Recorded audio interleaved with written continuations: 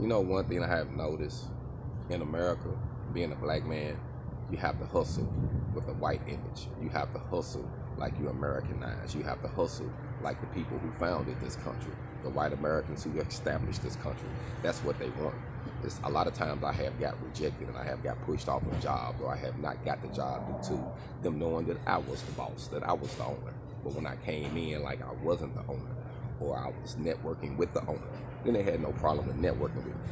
So I had to learn something. In order for me to do business and maintain in America, I got to have that Americanized image. I don't have to be white, but I have to have a white image on my business. They got to look at it and think it's one of their own, and then they'll be quick to network with me.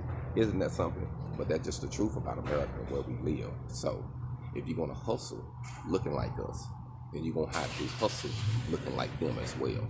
So the way I look at it is having a black face with a white hustle. HogOn.